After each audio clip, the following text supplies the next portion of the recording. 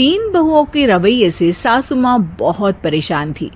दरअसल बात ये थी कि तीनों बहुओं में किसी बात को लेकर अनबन हो गई थी। तब से ही तीनों एक दूसरे से मुंह फुलाए रहती थी। ना कोई सीधे मुंह किसी से बात करती, ना किसी का कहना। पड़ोसी भी इस बात को जानते थे और जाने कैसे कैसे बातें भी करते। इसीलिए सासू माँ ने तीनों बहुओं को तुरंत अपने कमरे में बुलाया। मैं कई दिनों से देख रही हूँ, तुम तीनों अलग अलग सारे काम कर रही हो। ये सब नहीं चलेगा, तीनों को मिलकर ही काम करना पड़ेगा। सास की बात सुनकर एकदम से बड़ी बहू बोल उठती है। नहीं मम्मी जी, मैं इन दोनों के साथ कुछ नहीं कर सकती। मैं इस घर की बड़ी बहू हूँ, फिर भी ये मेरा कहना बिल्कुल भी नहीं मानती। अरे जेठानी जी, जानबूझकर मुझे डबल काम करवाती है आप, और छोटी मुझसे टेढ़े मुंह ही बात करती है। इन दोनों के बीच हमेशा सैंडविच बन जाती है मेरी, और मैं हमेशा आलू की तरह बीच में मसली जाती हूँ। मम्मी जी, इन दोनों को लगता है कि मैं छोटी हूँ तो इनके पैरों तले दब जाऊंगी, लेकिन नहीं, मेरा भी उतना ही अधिकार है जितना इन दोनों का है। बड़ी आई दोनों मेरी चुगली करने के लिए, मुझे क्या कम समझ रखा है। तीनों बहू एक दूसरे से बहस करने लगती है और सास दोबारा ये देखकर टेंशन में आ जाती है और सबसे कहती है, चुप हो जाओ, अब से तुम तीनों सारे काम एक साथ करोगी, आंख बंद करके एक दूसरे की बात सुनोगी।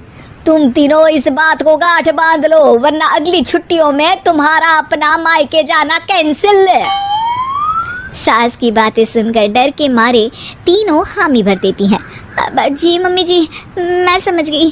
हाँ मम्मी जी, जैसा आप कहें, आप जो कहेंगे मैं वही करूंगी। तीनों बहू सास की बात को गांठ बांध लेती है और वादा करती है कि अब से सारे काम वो तीनों एक साथ मिलकर ही करेंगी। ये सब देखकर सास खुश हो जाती है और वहाँ से चली जाती है। नीचे जाकर वो देखती है कि घर में शर्मा जी आए हुए होते हैं। सास जोर से आवाज लगाकर कहती है, अरे बहू, जरा चाय बनाकर तो लाना, शर्मा जी आए हैं। सास की बात सुनकर तीनों बहू तुरंत किचन की ओर भागती है और चाय बनाना शुरू कर देती है। मुझे तो एकदम मसाले वाली कड़क चाय पसंद है, तो हम शर्मा जी के लिए मसाले वाली चाय ही बनाएंगे। अरे नहीं दीदी, गर्मी के मौसम में मसाला चाय कौन पीता है? मैं तो शर्मा जी के लिए इलायची वाली चाय ही बनाऊंगी। ये कैसी बात कर रही हैं आप दोनों? मेरी मम्मी ने सिखाया है कि मेहमान को ज्यादा दूध और शक्कर वाली चाय देनी चाहिए, वरना वो घर वालों को कंजूस समझते हैं। तो मैं तो शर्मा जी को ऐसी ही चाय दूंगी। तीनों बहुएं अपने अपने तरीके से चाय में शक्कर, मसाला, पत्ती सब डाल देती है। उबलने के बाद तीनों मिलकर चाय बाहर लेकर जाती है और शर्मा जी और सासू माँ को देती हैं। चाय पीने के बाद शर्मा जी सासू माँ को देखकर शर्मा जाते हैं और शर्मिंदा महसूस करते हैं कि आखिर उन्होंने चाय पीने के लिए हामी क्यों भरी। सासू माँ भी चाय पीना शुरू करती है और कहती हैं, अरे बहू, ये कैसी चाय बनाई है? चाय है या मीठे दूध की बासुंदी? हाँ, चाय अच्छी नहीं लगी क्या? कोई बात नहीं, हम पराठा बनाकर लाते हैं। चलो चलो अंदर। हाँ चलो। हाँ आती हूँ मैं भी। नहीं नहीं, मेरा पेट चाय ने ही चौपट कर दिया, वही काफी है। पराठे से पोपट नहीं करवाना, मैं तो चलता हूँ। शर्मा जी चुपचाप पतली गली से निकल जाते हैं। अगले दिन सास बहुओं से कहती है, अरे बहू, जाओ जाके ऊपर के गेस्ट हाउस की सफाई कर दो। कल हमारे यहाँ मेरे दूर के रिश्तेदार आने वाले हैं, तो पूरे कमरे को चमका देना, समझी? तीनों बहू सास की बात को मानकर ऊपर सफाई करने चली जाती हैं और तीनों कमरे की सफाई चालू कर देती है। बड़ी बहू मकड़ी के जाले साफ करती है, तो बीच वाली झाड़ू लगाना और छोटी वाली सर्फ डालकर जमीन धोना शुरू कर देती है। अरे दीदी, जेठानी जी, अभी मैंने पूरी फर्श धोई और आप फिर से धूल नीचे गिरा रही हैं। और मछली जेठानी जी, आप भी ना झाड़ू की धूल यहाँ छटक रही हैं। अरे तीनों को साफ करना है, एक साथ सफाई करते हैं ना। अरे वही तो, हम साथ साथ हैं, घर साफ साफ है।